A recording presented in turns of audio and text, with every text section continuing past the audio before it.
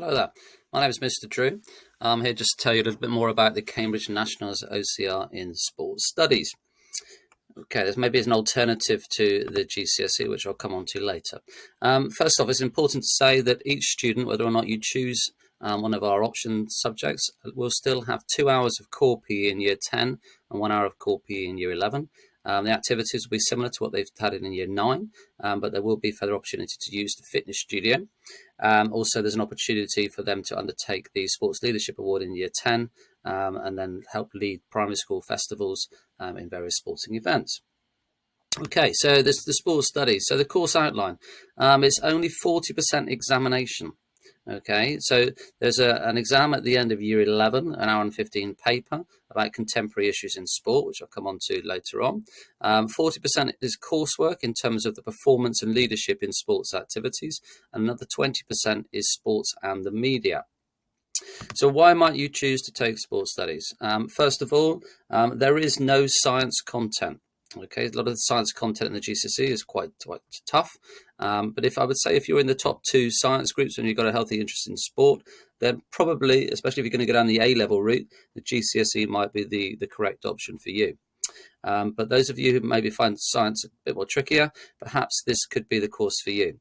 60% coursework, so it's obviously a lot smaller percentage at the end of your exam. You only have to do 2 sports instead of 3 on the GCSE. And those 2 sports can be team sports or individual sports, okay, or you can do one of each. There's a big emphasis on leadership, so qualities such as communication, organisation, and motivation are focused upon. It's got a strong foundation for students who might go on to study like a BTEC in sport at college. So students must have a really strong interest, though, in topical sports issues. All right, they probably have 5 lessons in a fortnight. 3 of them, like the GCSE, are likely to be in a classroom. Right, so first off, the exam at the end. So contemporary issues in sport. Okay, so what we need to think about here, so these are some of the issues that are taking place. We have, first of all, about issues which affect participation in sports. So you've got about different user groups, so like gender, retired people, teenagers, single parents, etc. We talk about the barriers preventing them from playing sport or exercising, possible solutions to these barriers, maybe like financial help or having the time of the day when they're put on. Factors which can affect the popularity of various sports in the UK, such as, the environment, the media coverage they get, provision, and, how does rural areas compare with cities, for example.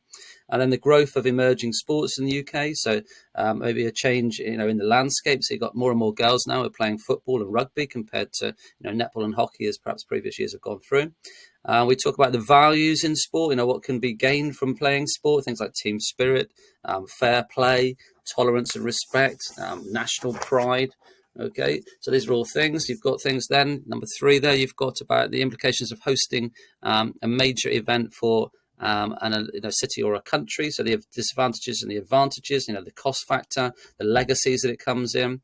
Okay, we then got things like the importance of sportsmanship and etiquette, the use of performance-enhancing drugs in sport, the role of national governing bodies in the development of their sports.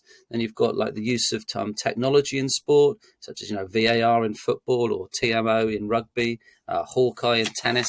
Lots and lots of technology now being utilised in the sporting world. Okay, and then the final section we've got here. So we talked about the 2 little sports. One of the activities that you will need to do is like a leadership, whereby you will plan out a session. You will then make sure that you then have to lead the session. And so then you've got to, I'm just moving my sheet over that. Okay, you've then got to make sure that you plan it, you deliver it to a group of students, and then you evaluate it and review it. What went well, what would you do next time to improve upon it? Okay, and then finally, the sports and the media is the last 20%. So this is things like digital and sport media, social media, live streaming, podcasts. Now these are all modern things, but also got the traditional media such as newspapers, magazines. The positive effects of the media, such as raising the profile of the sport, promotion, bringing in revenue. But some of the negative things, like how does television dictate kickoff times, and why are some sports like football shown more often? Okay, so hopefully that's given you some consideration for the sports studies. But any questions, then please come and ask. Many thanks.